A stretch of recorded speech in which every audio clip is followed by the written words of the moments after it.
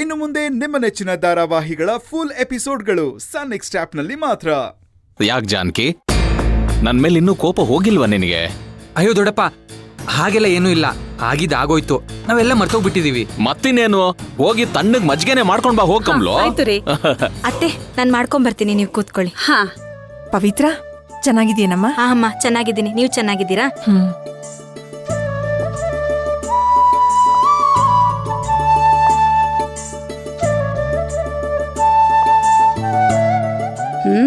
ಇವನೊಬ್ನೇ ಬಂದಾಗ್ಲೇ ಇವನ್ ಹುಚ್ಚಾಟಗಳನ್ನ ನೋಡಕ್ ಆಗ್ತಿರ್ಲಿಲ್ಲ.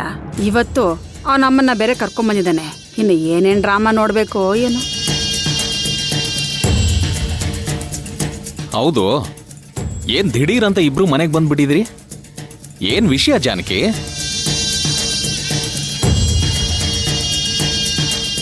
ಏನಿಲ್ಲ ಭವ,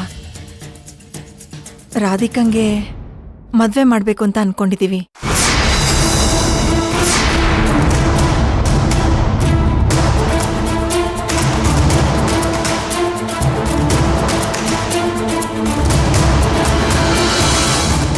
ಹುಡ್ಗ ಯಾರು ಜಾನಕಿ? ಇನ್ಯಾರು ದೊಡ್ಡಪ್ಪ, ನಮ್ ಚಿರಂತವ್ರೆ.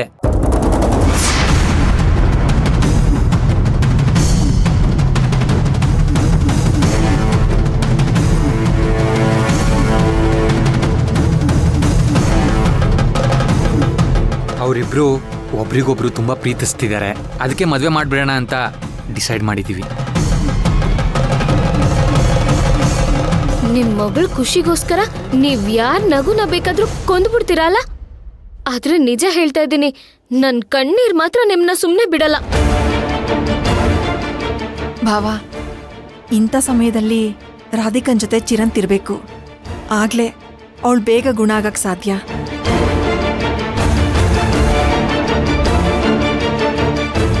ನೀವ್ ಹೇಳೋದ್ ನಿಜಾನೇ ಅಮ್ಮ.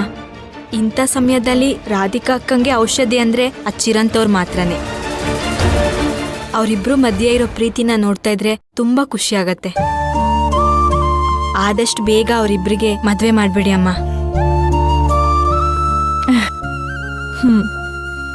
ತಗೊಳ್ಳಿ.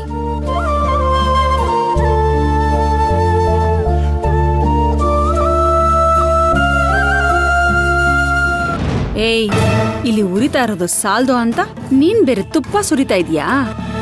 ಮಾಡ್ತೀನಿರು ನಿನಗೆ.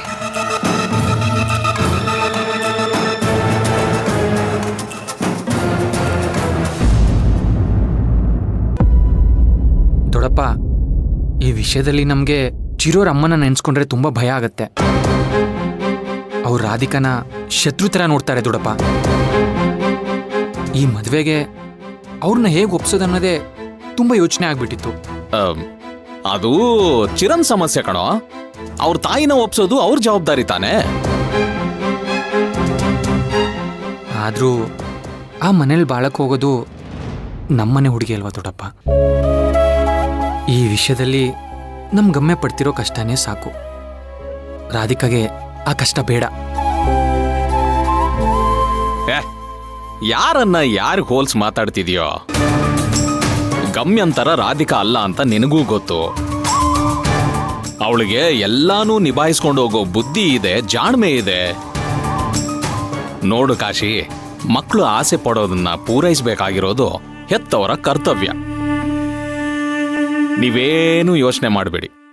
ಪ್ರಜ್ವಾಲ ಅವ್ರ ಹತ್ರ ನಾನು ಈ ವಿಷಯ ಮಾತಾಡಿ ಅವರನ್ನ ಈ ಮದುವೆಗೆ ಒಪ್ಸೋ ಜವಾಬ್ದಾರಿ ನಂದು.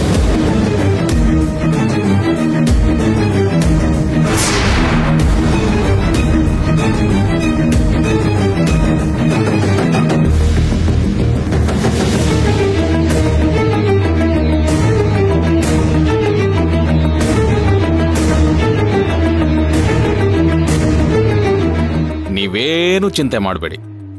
ನಮ್ಮ ರಾಧಿಕಾನ್ನ ಅವಳು ಪ್ರೀತಿಸೋ ಹುಡುಗನ ಜೊತೆ ಸೇರಿಸೋದು ನಂದೇ ಜವಾಬ್ದಾರಿ.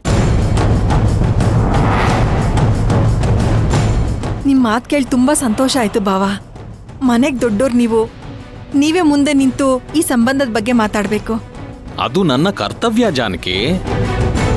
ನಮ್ಮಲ್ಲಿ 1000 ಮನಸ್ತಾಪಗಳಾಗಿದ್ರು ನಿಮ್ಮ ಸಹಾಯ ಬೇಕು ಅಂತ ನಮ್ಮ ಮನೆ ತನಕ ಬಂದಿದ್ದೀರಲ್ಲ, ಅದಕ್ಕೆ ನನಗೆ ತುಂಬಾ ಸಂತೋಷ ಆಗ್ತಾ ಇದೆ ಜಾನಕಿ. ಈಗ ಮನಸ್ಸಿಗೆ ತುಂಬಾ ನಿರಾಳ ಆಯ್ತು. ಒಂದು ಒಳ್ಳೆ ದಿನ ನೋಡ್ಕೊಂಡು ನನಗೆ ಹೇಳಿ, ಮಿಕ್ಕಿದ್ದೆಲ್ಲ ನಾನು ನೋಡ್ಕೋತೀನಿ.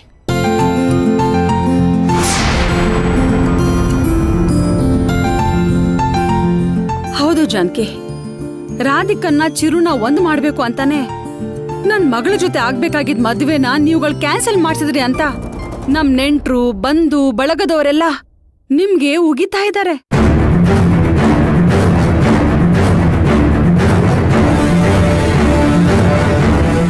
ಏಯ್, ಅಂದ್ರೆ ನೀವು ಅದ್ರ ಬಗ್ಗೆ ಎಲ್ಲ ತಲೆ ಕೆಡ್ಸ್ಕೊಳಕ್ ಹೋಗ್ಬೇಡಿ, ನಾನು ಅದನ್ನೆಲ್ಲ ನಿಭಾಯಿಸ್ತೀನಿ ಅಂದೆ. ಏ ಕಮ್ಲು, ಬಾಯಿ ಮುಚ್ಕೊಂಡು ಕೂತ್ಕೋ. ಯಾವಾಗ ಏನ್ ಮಾತಾಡ್ಬೇಕಂತ ಜ್ಞಾನ ಬೇಡವ ನಿನಗೆ? ಅಯ್ಯೋ, ಅದು ಹಾಗಲ್ಲ ರೀ. ಈ ಮದ್ವೆ ನಡಿಬಾರ್ದು ಅಂತ ನಾನ್ ಹಾಗೆಲ್ಲ ಮಾತಾಡ್ತಿಲ್ಲ. ಬೇರೆಯವ್ರ ಬಗ್ಗೆ ನೀವು ಯೋಚನೆ ಮಾಡ್ಬೇಡಿ, ನಿಮ್ಗಳ ಜೊತೆ ನಾವಿದೀವಿ ಅಂತ ಜಾನ್ಕಿಗೆ ಧೈರ್ಯ ಹೇಳ್ತಿದ್ದೀನಿ ಅಷ್ಟೇ. ನೀನ್ ಧೈರ್ಯ ಹೇಳಿದ್ ಸಾಕು, ಸ್ವಲ್ಪ ಹೊತ್ತು ಸುಮ್ಮನೆ ಇರು. ನೋಡು ಜಾನಕಿ, 1000 ಜನ 1000 ತರ ಮಾತಾಡ್ತಾರೆ. ಹಾಗಂತ ನಮ್ಮ ಮಗಳ ಜೀವನನ ನಾವು ಬಲಿ ಕೊಡಕ್ಕಾಗತ್ತಾ? ಪ್ರಜ್ವಲ ಅವ್ರನ್ನ ಈ ಮದ್ವೆಗೆ ಹೇಗೆ ಒಪ್ಸೋದು ಅನ್ನೋದ್ರ ಬಗ್ಗೆ ಮಾತ್ರ ಯೋಚನೆ ಮಾಡಿ.